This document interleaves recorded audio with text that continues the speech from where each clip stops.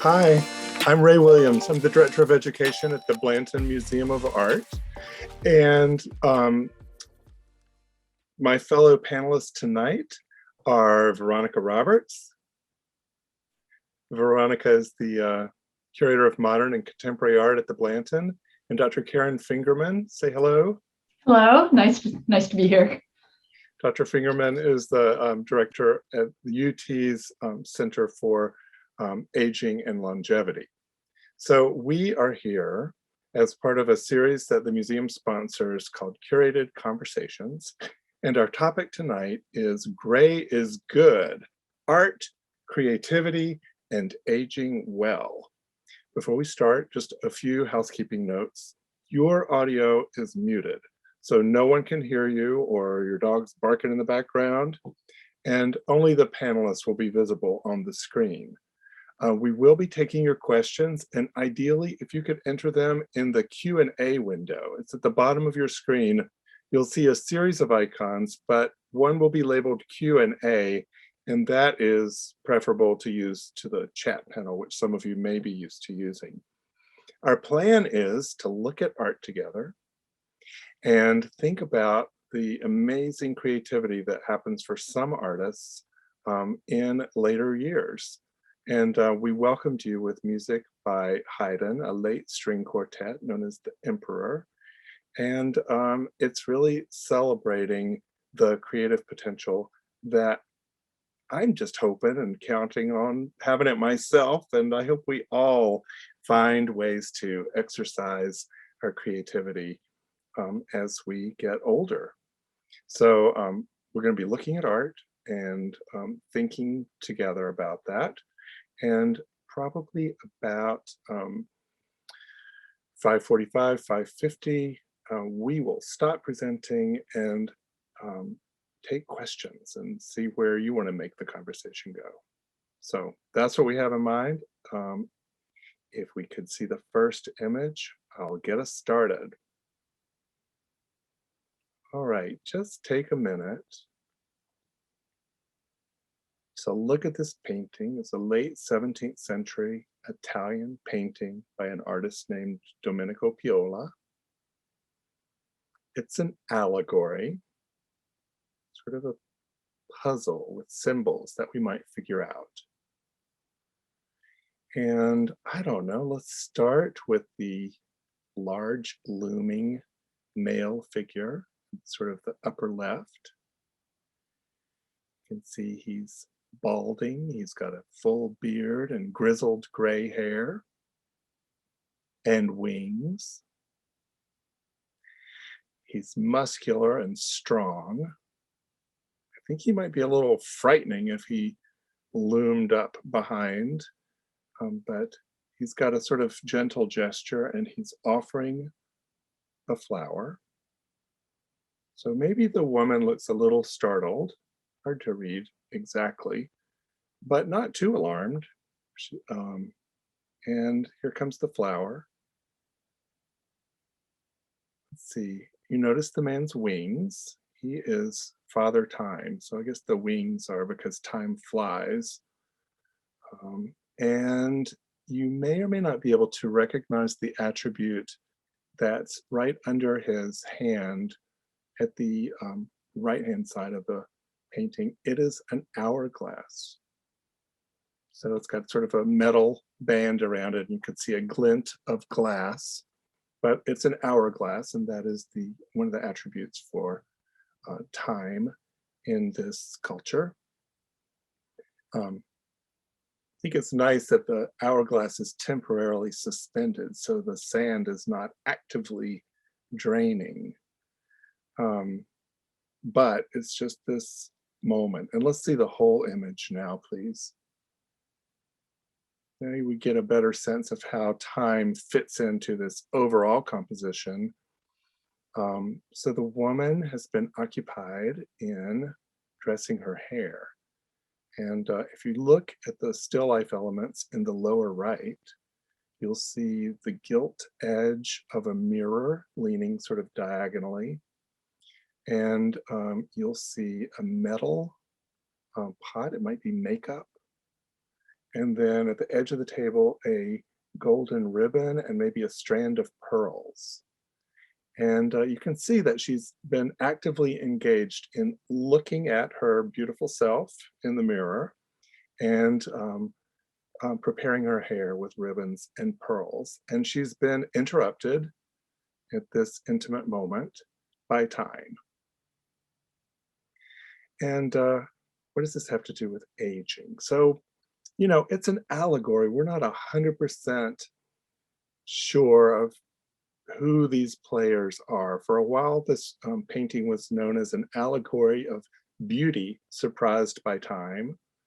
More recently, a curator has retitled it as an allegory with Venus and time. But I hope that you'll believe me when I say this is something about the inexorable power of time, and maybe something about how, for whatever reason, many of us allow ourselves to be surprised when time suddenly looms up behind us. And I think that's a very curious thing, since there's plenty of precedent for aging and the toll that time will take. So I think it's interesting that this artist reminds us that time is fleeting. And if you notice the flower itself, when you give somebody a sweetheart rose, it's tightly furled. It's a rose bud. This rose is open. It has matured, and we know anything about cut flowers, those petals are going to start falling. So my understanding is that Venus, or beauty, is a little surprised to be reminded that her youth and beauty is not eternal. And I think, although this is sort of framed in mythological language, I think it is very much affiliated with Christian messages about vanitas, a reminder that the things of this world, like youth and beauty and romantic love and material possessions, are fleeting, and to not count on them too much. So I think there is also this vanitas Christian message that's operating here. Let's look at another more recent image. This is a very large drawing. It's about 4 feet wide, by a Colombian artist, Oscar Munoz. So Munoz is 70 years old now. This is a drawing from his youth. He would have been 26 years old in 1977 when he made this large drawing. Munoz is an artist who continues to be very productive. And in fact, our curator of Latin American art, Vanessa Davidson, is working on a huge Oscar Munoz retrospective that will premiere at the Phoenix Art Museum this summer and wind its way to the Blanton Museum of Art eventually. So you'll get to learn a lot more about Munoz if you follow Blanton programming, but I have been enchanted by this drawing. And again, I want to pause and let you enter this space and consider this person.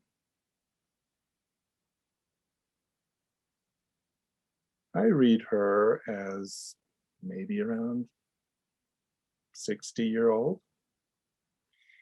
She looks like a very tidy, well-organized person. I feel like she's in her home, which also is a work setting. She is a seamstress, and you can see at the right the tools of her work, this sewing machine. We don't get much information about her face. We get this sort of sense of isolation, a sense of maturity, a sense that the work is ongoing. And I don't know how positive your reaction to this scene might be. I mean, there's a sense of self-sufficiency that I like, and yet I feel concerned about loneliness. And I feel like this young artist chose to show an older person in this very soft, mysterious light to draw us in and to make us wonder. And I feel like that is a great gift to us, this invitation to wonder, to look at, to empathize, maybe to imagine something about her situation or something about what it might be like for us or others in our lives. So I'm hoping maybe this image, which could be seen as a little lonely, might inspire some connection and sociability for people that we look around and see as isolated. So I wanted to show you these sort of older images because Veronica is going to focus on Blanton collections of contemporary art. Really, maybe as a foil for what Dr. Fingerman might suggest about the sociological research around aging, but just as a reminder that traditionally, and I think these artists, in some ways speak to traditional attitudes towards aging. There's this sense of, oh, it's scary. It's surprised. If I didn't get everything done, I don't want to let go. Or I'm isolated. I don't have the creative connections and social connections that I had hoped to have at this point. So I feel like these two older images maybe are as a counterpoint, but also not entirely negative. They give us some messages, something to think about. And I'm going to pass the baton to Karen Fingerman, who will give us something else to think about. Thanks so much. So I'm here to represent the Texas Aging and Longevity Center. This collaboration, we're thrilled to be collaborating with the Blanton this evening. This is the second in our series on aging and the arts. And some of you may have attended in January, our Composers Growing Older. And the Haydn that you heard at the beginning, you may recall that we took a look at how his work changed over time and what it was like as he got older. So it's a nice segue into our more visual presentation of aging in the arts.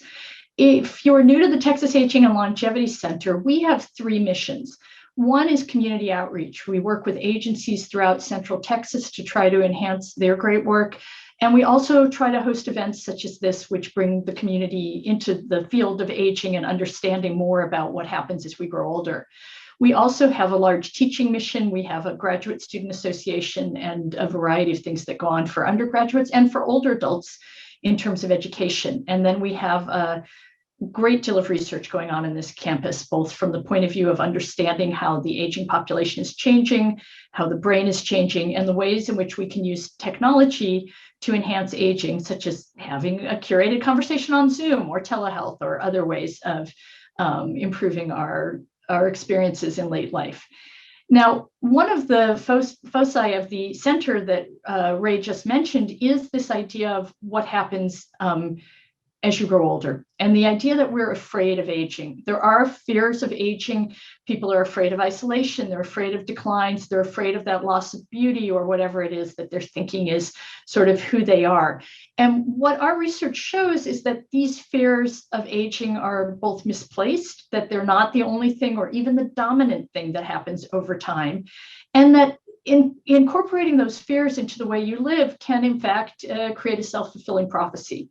So one of the things that we are focusing on is what we call maybe successful aging. And we have three ways in which we do that at the center. We include in that, if we want to go to the next slide, we include in that optimization. So making old age as good as we possibly can.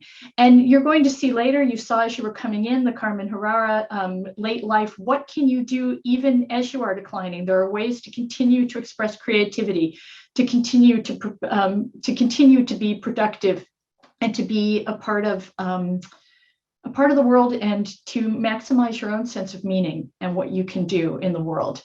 There's also our mission is prevention. So the Munoz drawing that you saw a few minutes ago, where she's sitting in the dark, but she's sitting next to her sewing machine, the fact that she's still producing, she's still economically self-reliant, she still has a sense of what she can do in the world, that may prevent future declines.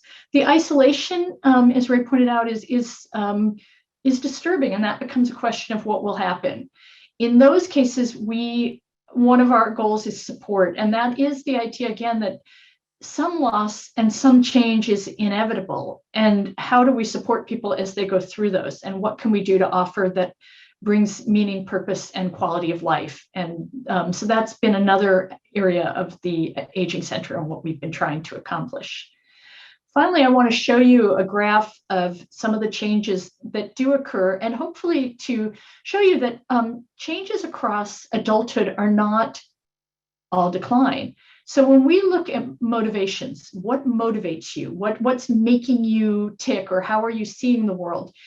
In adolescence and young adulthood, we're primarily motivated by what we call information seeking. And that doesn't mean that you want to be on Google more, because I'm on Google a lot, as are probably many of you, but it's not that kind of information.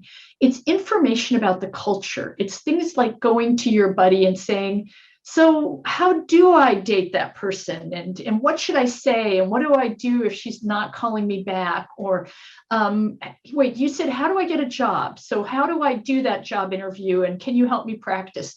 It's information that propels your future. And as you think more about your future, you're going to be more active in engaging and getting out and learning more of that kind of information. But as our world becomes more evident that things are ending, that the future is not wide open, as that father time is looming over us and we realize it, we become more interested in emotion, and we shift towards positive emotion. So when we do research, we find that older adults report less anxiety, less anger, less sadness. There have been a number of large national studies here in Europe, in Japan, that have looked at age differences in coping with the pandemic. And our assumption might be that, like that Munoz drawing, that the older adult is alone and isolated and stressed out. And in fact, we find the opposite, that the loneliness and stress is much higher at the younger ages right now than in late life. Older adults are doing surprisingly well in their adaptation. And a lot of it is this ability to sort of say, well, it's not that bad, and we've been through worse, and it'll be okay, and to sort of regulate things. We also have a line there for self-concept, which is not declining that much. It's just that in adolescence and young adulthood, people become very interested in their identity. If you are a college professor, you realize that if you can make your course about them, that's what really interests them, not in an egocentric way. They have to define themselves. They have to figure out, it is egocentric, but it's not selfish. It's normal. It's what they're doing. As you get older, you know who you are. You don't have to think about it as much. Now, that doesn't tell us that all art is going to show this pattern. What it tells us is that, first of all, there are things to look forward to. A lot of aging is really positive in that you aren't going to feel as bad despite the losses. And the other thing it tells us is perhaps something about how we come at looking at the art and where we are in life and what we might bring to our perception of that artwork.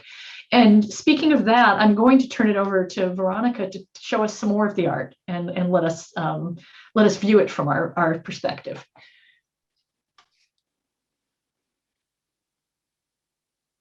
Thank you. Thank you so much, Karen. I also just want to say that this is a topic that is near and dear to my heart.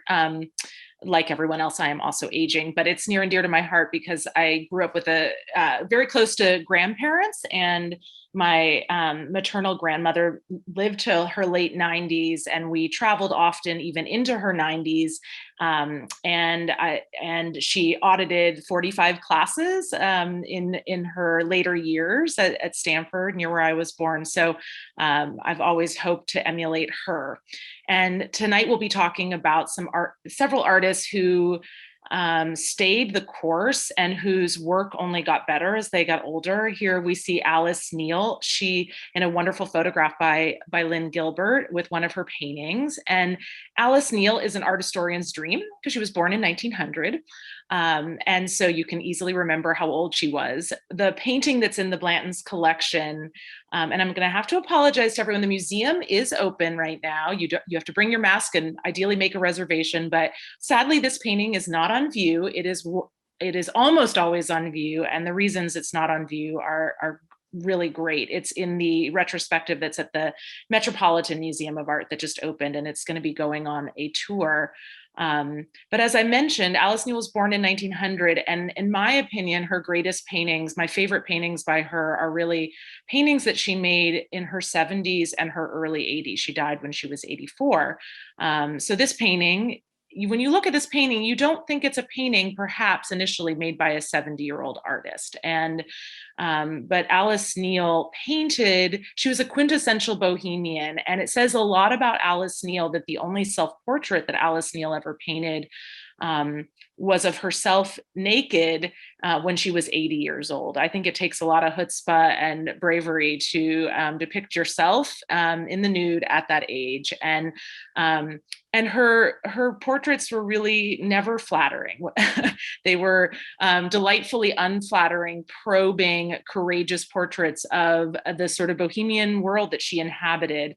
Here we see on the right, Gregory Batcock, who was an influential writer. He was working as an editor for Life magazine in 1970, and his boyfriend, David Burden, who was also an important writer and critic. And there's just something so unnerving about this portrait. It's amazing that she painted a gay couple in 1970, and we can talk about that in a moment. But what I find so remarkable is how unhappy they look. I think this was a relationship that was about to come to an end, and the jarring sort of juxtaposition of Gregory Batcock, fully clothed, in professional attire, and then of David Burden. David Burden's the one on the right. David is fully, dressed in a suit. And then you have Gregory Batcock on the left, who doesn't even look like he's combed his hair, and looks like he's maybe just woken up and is perhaps hungover. And so it's just a really compelling portrait. But to also place ourselves into history just for a moment, 1970, to have painted an openly gay couple, that took bravery on their part, to be openly gay in 1970. And then this would have been a year after the Stonewall Inn riots in New York. And this was the first year, 1970 was really the first year that gay pride parades happened in New York, San Francisco, LA, and Chicago. And Neel is just coming into her own. She was pretty much, she was really under the radar until really into her 70s. She exhibited, but this was a great year for her. She had Kate Millett was on the cover of a painting she did of Kate Millett was on the cover of Time magazine. And I think in a moment of feminism and gay rights, her work really resonated with culture. But I wanted to continue talking a little bit about her just for a moment in terms of her personality. She was never had very much money, and she painted all of her paintings in her home out of necessity. Apparently, posing for her was unbelievably grueling. Sitters recounted that she was a taskmaster, but even though she may have looked like Mother Hubbard, she had an amazing off-color sense of humor, and she would regale her sitters with stories. And sometimes people would come in assuming they would be painted with their clothes on, and she would disarm them, and suddenly they'd find themselves disrobing, unexpectedly. She had an incredible just sense of humor and personality. And I really encourage you all to listen to the podcast that Helen Molesworth hosts, the curator Helen Molesworth for the Getty. And you can hear Alice Neel in her own voice talking about her life and talking about catching life as it goes by hot off the griddle. I also encourage you to watch her conversations with her debuts on the Tonight Show. I can't think of that many painters who get invited to be on programs like the Tonight Show. And Johnny Carson actually invited her twice. And because she had such an incredible sense of humor, she tried to cajole him into posing for her, but he was very wisely aware of her work and said, no, thank you. So I encourage you to read more about Alice Neel. She is really just one of the most interesting artists and ahead of her time in so many ways, and had such a just vibrant and fertile career, and never lost her audacity and her unflinching commitment to portraying life as it really is. We'll keep moving.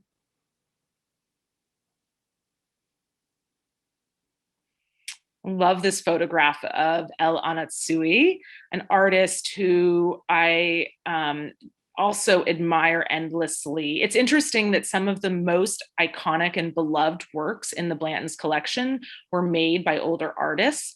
I think this is a recent photo that appeared in the New Yorker and taken outside of his studio in Nigeria. He's actually, Anatsui is Ghanaian, and he was born in a small village in Ghana, the youngest of 32 children, but he's been based in a college town in Nigeria since he was for about 45 years, a college town. And I wanted to talk about his work because it undergoes a very significant shift. You're going to see an image here of earlier work that he made.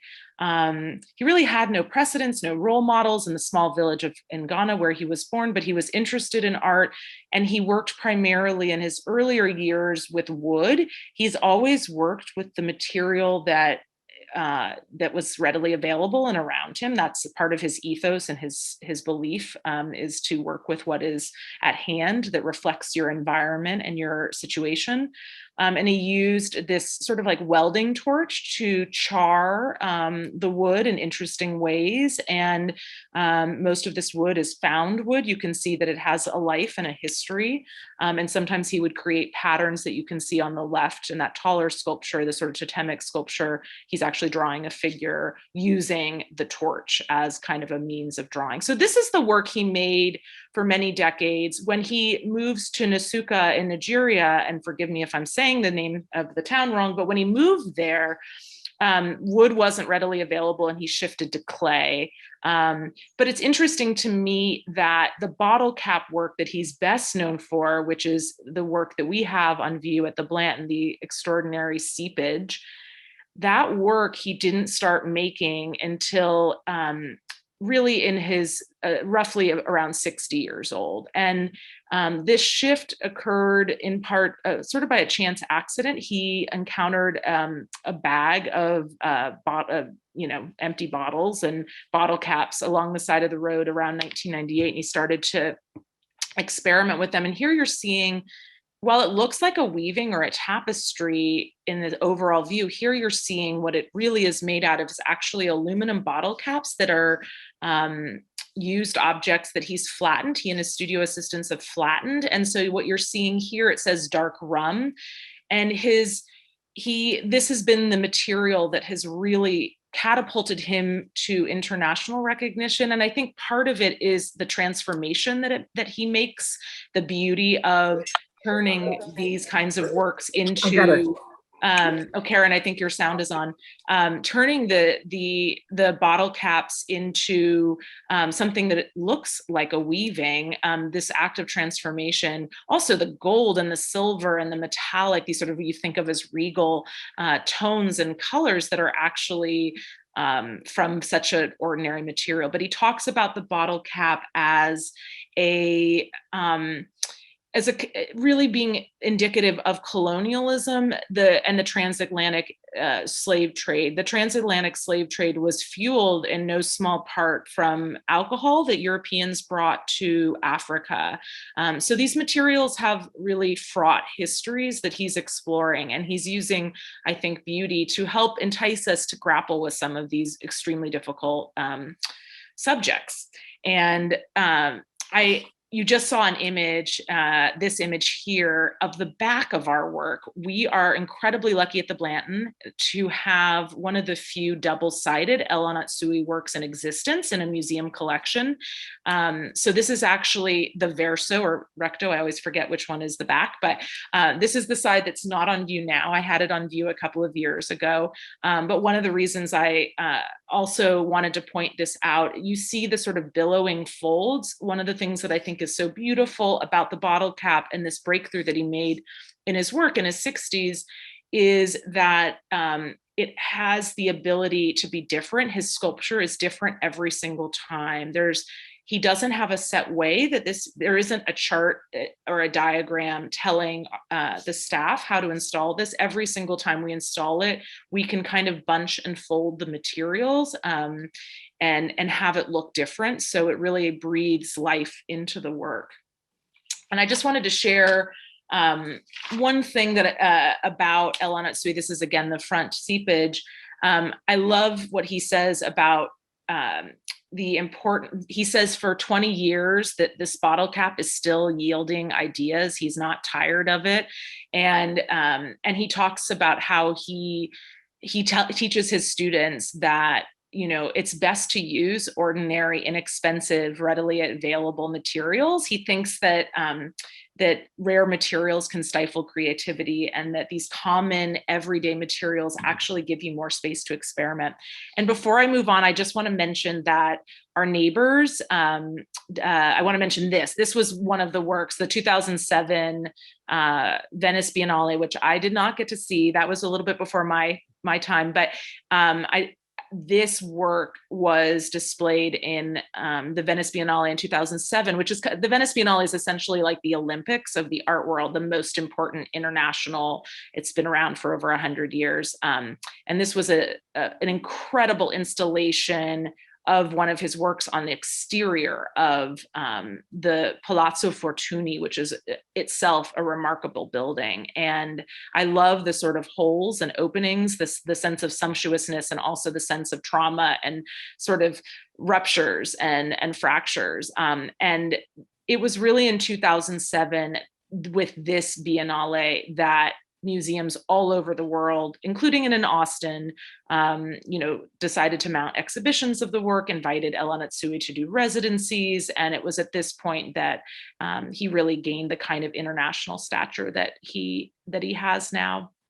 And then I also wanted to mention that our neighbors down the way in Houston, there's a truly incredible new building dedicated to modern and contemporary art. It's called the Kinder Building, and it opened just at the end of last year. And one of the most recent Anatsuis and one of the largest works he's ever made is in their lowest floor, and it connects to a tunnel. And if you haven't been to Houston, don't miss it, and make sure you go all the way down the stairs and experience it. It's really one of a kind. And we will keep going. Veronica, we had a question that I thought I would jump in and just quickly answer. Somebody asked, well, are these perpetuating stereotypes? And I think we want to make the point that the first couple of pieces of art that we looked at, yes, we were thinking not just of stereotypes, but of sort of how we perceive and think about aging, and what are our fears, and what's going on, and what's the reality there. And then this second part, we've really shifted to looking at the creativity and energy that comes with age, and the fact that we continue to grow. So there's not really a stereotype here as much as the point that these artists are growing, they're changing, they're producing things for the world all the way through. But yeah, there's been a shift, I guess, in our conversation. And so just, yes, you are correct that we started out with some stereotypes. There's more to the question, but I could come back to that later, and I'll let you keep going, Veronica, with some more of the art.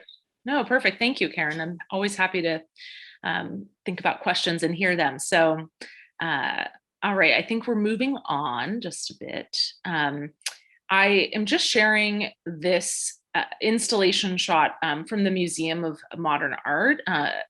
A couple of years ago, not too long ago, although 2019 and 2017 now feel like an eternity ago, MoMA has been reinstalled many of their collection galleries. And I was really struck by this reinstallation of their fourth floor galleries. You know, I worked at MoMA back in the day, and I'm very familiar with that collection, and a lot of the it's an incredible collection of post-war art. And I think about, you know, Jasper John's flag painting and some of the greatest Rauschenbergs ever made. But almost all of those works that were usually on view were early works made by the artists, or early Frank Stella, you know, stripe paintings, or early Louise Bourgeois, more surrealist inspired. And what I really loved about this installation was that they showcased great works made by those amazing artists later in their career. I think that, at least in my field, I know this may not be of interest to everyone, but I feel like in my field, there for a long time, there was far too much emphasis on the sort of myth of like the young artist genius who, you know, is, you know, catapults to fame at age 22. And I actually think it's interesting to think about how hard that is to do well. If you catapult yourself if you're catapulted to fame at 22, that's a lot to take, and a lot of great art. And I also think it's a bit of a myth. There are just as many artists like Alice Neel and Anatsui who have been making great work at all points in their career, and perhaps their fame has come later. And so I think that this show is just a nice reconsideration of, and really celebration of the full run, the long run of an artist's life and career. All right, we keep going. So this is a particular source of pride and joy in my life, was getting to work with Ellsworth Kelly, who I think changed all of us in Austin, and anyone who's been lucky enough to see the chapel that opened in 2018. I wanted to just share some more personal background, a little personal stories about working with Ellsworth in his, I think he was in his late 80s when we began the conversations, when the Blanton began the conversations with him. And I'm here with him in his studio in Spencertown, New York, upstate. And you can see that he had this sort of oxygen device that was attached to him, but because he had a lung condition that was probably due to some of the chemicals he was exposed to in painting. But I mention this because he wasn't able to travel in the last few years of his life because of that. But he was funny and witty and fully you know, in his element. And he would often share stories over dinner after a day, sort of at the studio, looking at plans or looking at stained glass samples. He would tell these stories from, you know, 50 years ago that I can't even remember what I did last week. So I was really struck by just how much his mind was spinning. And one of the things that, and his memory was impeccable, one of the things that I was also really struck by was how daunting and thrilling it was to him to be working in a new material for the first time. He had never worked with stained glass before. The Blanton's Austin is the only building he ever designed. It's also the only time he ever worked with stained glass. It's a lot of onlys. And so to take that on in your sort of twilight years, when you've mastered color in paint, is really just brave, I think, and a little daunting. And it was also a challenge because we would look at the samples together with the architect on record and others. We would look at these samples that were produced in Germany by Meyer Studios in Munich, and we'd look at these samples with light from upstate New York in the winter. I seem to only ever go there, you know, when it was like 10 degrees. And the light in upstate New York is, you know, in the winter is very different than the light today in Texas. So it was also, I think, a real challenge to think about how are these colors that he is so invested in going to translate. But here you see my favorite window, and I think it was his, but I can at least say for sure it was mine. This is the one we call, and he called, the Tumbling Squares. And he hearkened back to his time in France, in Paris. He spent nearly 7 years in Paris after World War II. After, like many, he was able to travel after World War II and after service on the GI Bill. And Paris really became his classroom, and he would bike to the Romanesque churches, and he was really inspired by the stained glass windows he saw there.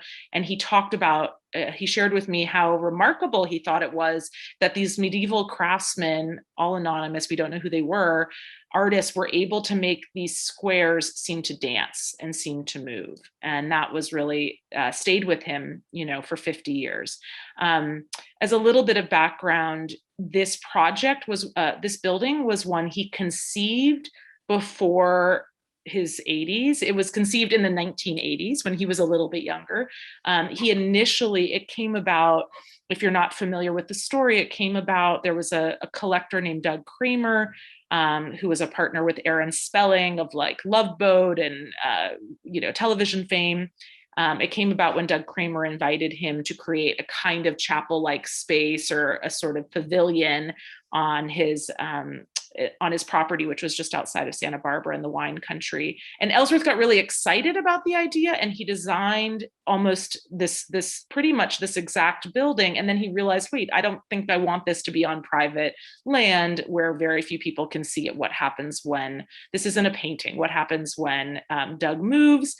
Doug assured him he would never move. Of course, Doug eventually moved, but Douglas Kramer eventually moved. So it's great. And it was thrilling to have Douglas Kramer come back to Austin and see this project that they had begun together realized all these years later.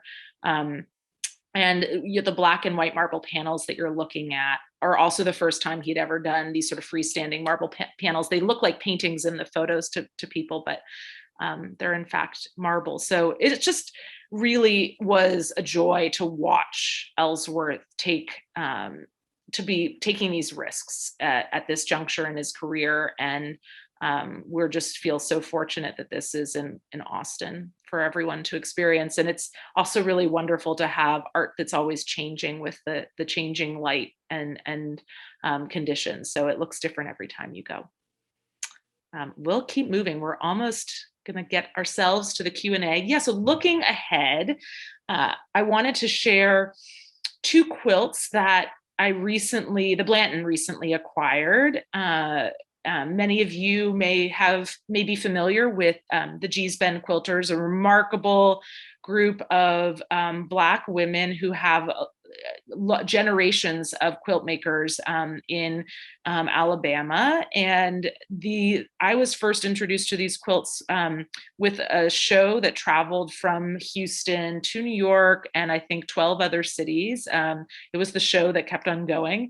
I saw it in several places and really just was blown away by the incredible compositions, the way that these sort of used garments, sometimes there would be denim from someone's jeans or, a scrap from a dress or clothing or, whatever was at hand, and were made into these vibrant, really just incredible quilts. And you're seeing a second one here that I just think is, the compositions and the color, the sense of color is really great, just amazing. And both of these, this one was made, I was struck when I was writing the sort of paperwork for the meeting about this, that the last one was made by Ari Petway, I think, when she was in her 70s. And like, I thought there was something really exciting about also the longevity of this tradition that's passed along from one generation to the next. Most of the quilters in Giesben start by helping their mom or their aunt or their grandmother as young children. But I love that this is something that is a lifelong passion. This will be on view. These 2 quilts will be on view in December. There will be a show in the collection galleries that will celebrate quite a few recent acquisitions that were made possible by an anonymous donor. So we're just so thrilled to have these enter the collection. And I also will say I was struck by I was excited to showcase them in part because of how many younger artists that I know had shared with me how influential these quilts have been to their practice. So I think, you know, the benefits of that show traveling to so many cities is that so many young artists saw this in formative years. So Jeffrey Gibson, you know, shared with me how influential they've been. Most recently, Diedrich Brackens, whose wonderful weavings are on view. He says, yes, that, you know, he said it in an interview, actually a curated conversation not too long ago. He said, you know, that as celebrated as the Gee's Bend quilters are, they deserve even more recognition, and that it's hard to imagine American art without them. And there's a great quilter, Bisa Butler, who just had a show at the Art Institute of Chicago. And I listened to a podcast where she talks about how she was a painter until she saw that show and started taking up quilting. So I think that their influence is really profound. And then we have our last but not least, Carmen Herrera. You are seeing here, this is not on view at the Blanton yet. This is looking ahead. My wonderful colleague, Vanessa Davidson, our Latin American art curator, has been working with Carmen and selected her and championed her mural for as part of our New Grounds initiative with Snoetta. The firm Snoetta is redesigning our plaza, which will become a wonderful patio. And they are also redesigning our entrance. It will be, so it'll feel like there will be a pretty significant shift in the grounds, the plantings, the vegetation, and the spaces. But one of the best parts of all is that our loggia by the entrance to the Blanton will be covered in a Carmen Herrera mural. And she is 105 years old. She's turning 106 in June. And this is a recent photo of her with the drawings for the mural. It's called Verde que te quiero verde. And I'm sorry, I don't speak Spanish. Green, How I Desire You Green. And it's named after one of her favorite poems by Lorca, by Federico Garcia Lorca. It's a poem called Sleepwalking Ballad. And I remember seeing her a terrific show, a retrospective that happened at the Whitney several years ago. And I remember the New York Times headlines, like an 100-year-old artist finally gets her due. While she certainly showed her work and made her work for many years productively and knew other artists like Rothko and, you know, but she really was working in relative obscurity in terms of the commercial art world and museums for a very long time. She has a great sense of humor, and she said, she once said, "If you wait for the bus, it will come." I waited 98 years for the bus to come, but we're so glad her bus has come. And she talked about when Vanessa you know, finalize sort of the details with her and her studio. She's still working every day in New York. She's been based in US. She's Cuban born, but she's been based in the US for virtually her, you know, whole career, most of her career anyway, adult career. And when they finalized all the plans, Carmen said how excited she was that it would be in Austin at a university, and that she was very aware of the Blanton's history also in supporting Latin American artists, since the Blanton had the first curator, designated curator of Latin American art in the 80s. So I think this will be beautiful in conversation with Ellsworth Kelly too. There are some wonderful parallels between their work. They both admired each other's work. They weren't friends, but they admired each other's work. And we're just thrilled that this will be coming our way. And we kind of joke among the staff that Ellsworth Kelly's a spring chicken, that we keep upping the ante. We like to work with artists, you know, first in their 80s, then their 90s.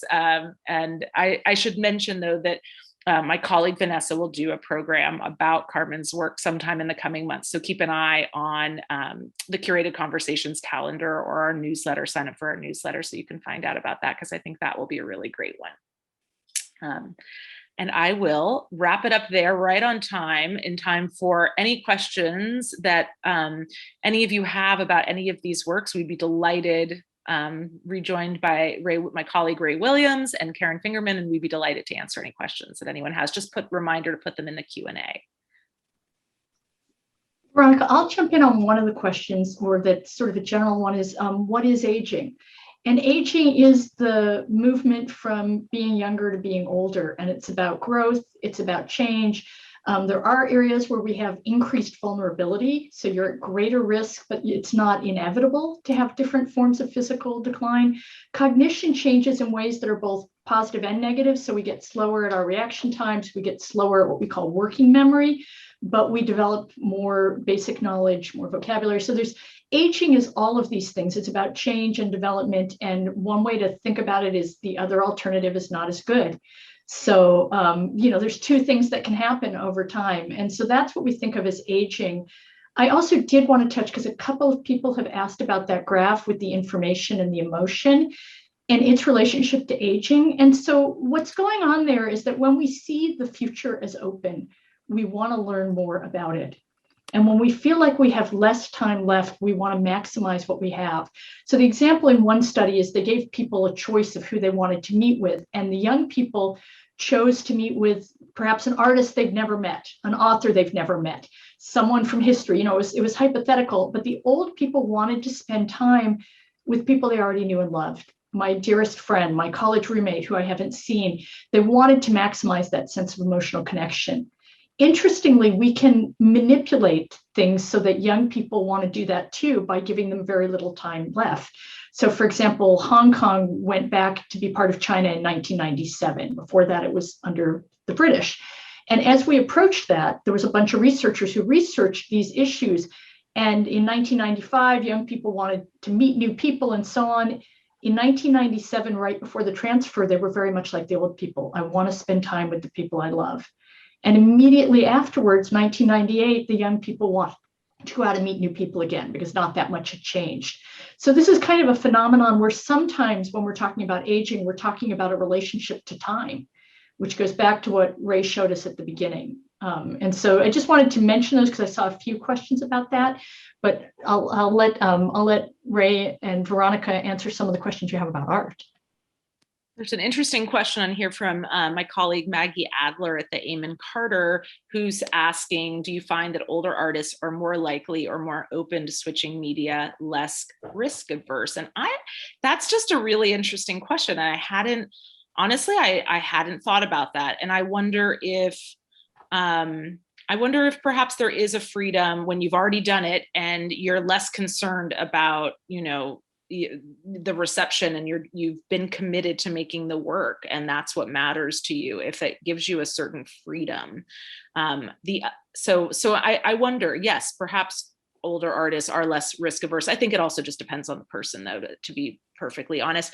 One thing I have noticed, I have not met any of the G's Ben quilters, but I've read not that I've met Alice Neel either. She's always the person I put when it's like your ideal dinner party, who'd you have dinner with? I always want to have dinner with Alice Neel, but I never did.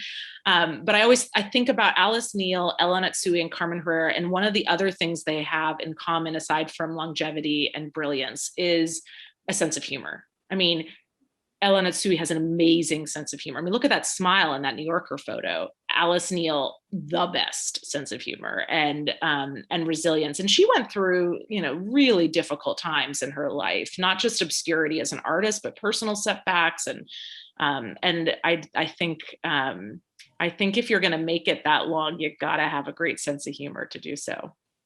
Veronica, one thing, at least now, again, I know much less about art, but in gerontology, we talk a little bit about Matisse and the shift he went through as he became more physically limited. And so it was an adaptation or a resilience, if you will, in using new media sometimes to, and I think Calder also went to much smaller scale. I'm not sure you all know this so much better than me, but gerontologists sometimes talk about these things. And so it's not only an openness, but also an adaptation as we grow older and change. What can we do to keep producing and being creative? Mm-hmm. Yeah, and there's also a question just about like, what's the actual number of old age? And in my mind, if the lifespan of Carmen Herrera has exceeded the average lifespan. We've got to give it to her. I think 106 is not the normal lifespan. So So once you've hit 50, you're entering into the second part of your life potentially. So all these artists, I think, created, in my mind, their best work. That wasn't the only thing we were looking at, but looking at artists for whom, many of their best and most exciting periods of their work were made when they were in their 60s, or in Alice Neel's case, in her 70s and 80s. So I think that constitutes older age, but it's all relative, obviously. Yeah, Veronica, that was the question keeps coming up. And so some of it is relationship to time. 16-year-olds are still going to perceive themselves as having the whole world open and still be thinking about how to define themselves in that. And some of it, we don't use the term in gerontology anymore, elders or seniors. We always use the term older because it's always relative. It's always about development. And what we're talking about here is development and change. And we are tending right now to talk about people over the age of 60 who've shown a lot of change and growth, but we really don't do that cutoff. And I could talk more and more about that. That's a whole lecture if you get me going. But in terms of, we don't mean to frustrate you, but it is a comparative term. There's not a clear cutoff. And for those of us who are getting older, it feels like, how could this be moving on? I still feel the same. Well, don't let yourself be surprised. I know. Another time. Let's look still more here. Some of these are about the center, and we are not a degree program. We do have a portfolio in aging and health, which is at the graduate levels, but you need to be in another graduate program here. So we have graduate students in neuroscience, we have graduate students in sociology, and they get together and we do interdisciplinary panels and interdisciplinary conversations with them, and they end up with a certification, if you will, in the field of aging. The UT has the Office of Lifelong Learning. It's OLLI, O-L-L-I, and they offer a variety of different series. They're not degree granting, but they have a variety of lecture series. And I encourage you to look at what they're offering in terms of ways to get more involved if you were in the later parts of life. And then, Karen, we also have a question. I know you're not a neurologist, but we have a question about from Kathy, how does expressing ourselves creatively in older age help our brains? Okay, so that's a great question. There's a degree to which novel stimulation is one of the few things that we know of that does help prevent decline. So learning new things, being stimulated with something that isn't familiar to you. So, learning a new language or creating something new keeps your brain active and keeps the parts of your brain active that are going to be useful to you in maintaining a variety of cognitive functionings, because it takes a lot of, if you think about it, it takes a lot of different skill sets. It takes motor functioning, it takes spatial functioning, it takes thinking, it takes creating. It's using a lot of different integrated parts of your brain, which is very, very good for brain aging. So remaining creative and remaining involved this way, if learning a new language isn't your thing, but you know what, give me some paper and let me try to cut something out and create something. It's terrific for your brain, and you don't have to be producing the way that Carmen Herrera or Ellsworth Kelly was. For any one of us, doing something creative and new to us is good for us as we age. Yeah. And I remember my grandmother was obsessive crossword puzzler. She thought that was going to help her brain. And I think I've heard this too, that it keeps your brain a little bit more nimble. But I've also been struck by how many of the friends I have who are older in their 80s, who are some of the most interesting and fun people I know, are very curious people, like people who they go to lectures, they travel, they expose themselves to new ideas. They're not set in their ways. And I've always hoped that that's something I can continue to, like, I love the idea of being a lifelong learner and taking up a new language, or my grandmother, until even when she was in sort of a wheelchair at the very last year of her life, she still was going places and going to museum shows. And if you're curious about the world, I think it's one of the things I've really been struck by in people who live well, even if their bodies at some point fail them, that if your mind keeps going, Yeah, and that's part of that whole idea of optimizing, and and that's part of what I was talking about earlier, the adaptation to the pandemic being better in late life, in part because exactly what you're talking about. People have been growing, they have been sort of figuring this out for themselves. How do you keep yourself engaged? And, there's not as much structure there, that they've had to create their own. Ray, there was a question about whether we're going to do more of this, that was put in there. And I guess that goes over to you a little bit about how the series and education will keep evolving for talking about aging and things like that. Although, I mean, I'm game for whatever you want to propose. We need to get together and think about what collaborations might make sense. I mean, if the question is about the curated conversation series, that is definitely an ongoing Blanton series that you should check out.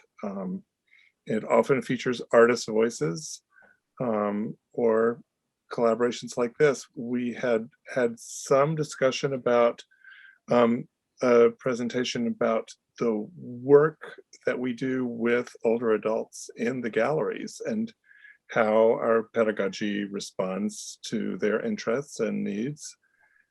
We have great community partners, especially through Age of Central Texas. And I know that some of you are online right now. So it's great to have that partnership in which we at the museum host adults with memory loss. And looking at art together, it really provides this experience of beauty, and the curiosity that you're talking about comes to the fore. And, we're really interested in how the Blanton serves people really across the lifespan with various social, intellectual, developmental needs. So that is really central to our commitment. No, and that brings us, I think, well to to talk a little bit about what Texas Aging and Longevity Center will be doing next as well. So we're going to continue our Aging in the Arts series with a talk in May on creative care, the power of meaning making and community building. Ann Basting is a MacArthur Genius Award winner, and what she did is she brought into the field of Alzheimer's disease and dementia treatment, she brought in this idea of creativity, which you're doing now, Ray, with having people come to the galleries and see the art. She brought the idea of different ways in which art can help mitigate those problems of memory loss and the frustration by bringing people the opportunity to still create. And her work is really known, will be involving the School of Social Work here at UT, because it has had such huge application, and it very much dovetails with the kinds of things that you're doing at the Blanton with older adults with memory loss. I guess I just want to wrap up very quickly talking about the Texas Aging and Longevity Center, and just mentioning that you're welcome to visit our website. You're welcome to join our listserv, and just send us an email. We'll include you so you'll hear about other free events. We are a part of UT and also a nonprofit if you want to give a tax-free donation. And we hope to see you at the Ann Basting, and that will be our last event for this academic year, but we hope to partner again with the Blanton. We had such a great time preparing and being a part of this. I'm so grateful to the Blanton for letting us partner with them for this. Thank you, Karen. I think we are going to wrap it up. That's it for tonight. That's it for tonight's conversation. I'm sorry we didn't get a chance to answer all the questions, but we really appreciate all of your great feedback. And I just wanted to say that just a couple of quick reminders for details or to watch past curated conversations, go to blantonmuseum.org, museum from home. We typically get our programs on YouTube and on our website about a week after they occur. And if you want to show your support, you can become a member of the Blanton or give the gift of membership, and you can find out information about that on blantonmuseum.org membership. And finally, if you want to keep always know what upcoming programs are happening like this and other news, you can sign up for our newsletter at blantonmuseum.org/subscribe. So thank you again, and please join us again soon. Thank you, Neil and Carlotta and Justin and everyone who made tonight possible. And I hope everyone has a lovely evening or afternoon wherever you are.